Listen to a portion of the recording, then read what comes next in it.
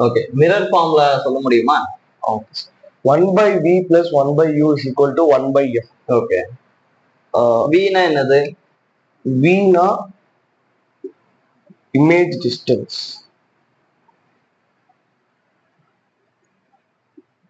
Okay okay okay u னா object distance. obg ன்னு போட்டுக்கோங்க. Object distance. ஆப்ஜெக்ட் f னா என்னது? f னா focal length. ஓகே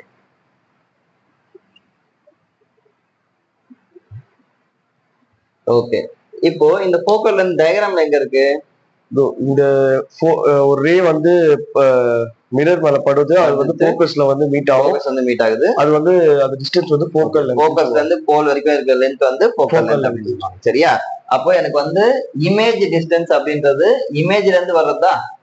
ஆப்ஜெக்ட் டிஸ்டன்ஸ்ன்றது ஆப்ஜெக்ட்ல இருந்து போல் வரைக்கும் இருக்க டிஸ்டன்ஸ். கரெக்டா? ரைட். இப்போ லென்ஸ் ஃபார்முலா சொல்லுங்க.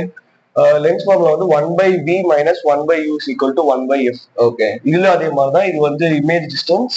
ஓகே இது வந்து ஆப்ஜெக்ட் டிஸ்டன்ஸ். இது ஆப்ஜெக்ட் டிஸ்டன்ஸ். f வந்து focal length. Very good. Okay இப்போ இங்க ஃபோக்கஸ் எப்படி ஆக்ட் ஆகுது?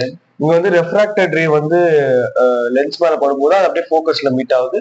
அந்த வந்து ஆப்டிகல் சென்டர்ல இருந்து ஃபோக்கஸ் வரைக்கும் வருது. Focal length. அதாவது எனக்கு வந்து இன்சிடென்ட் ரே வந்து லென்ஸ்ல படும்போது ரிஃப்ராக்ஷன் ஆகி ஃபோக்கஸ்ல வந்து படுது. அங்க வந்து ரிஃப்ளெக்ஷன் ஆகி மீட் ஆகுது. இங்க வந்து ரிஃப்ராக்ஷன் ஆகி மீட் ஆகுது. ஓகேவா? சூப்பர். புரிஞ்சுதா? All the best. தேங்க்யூ.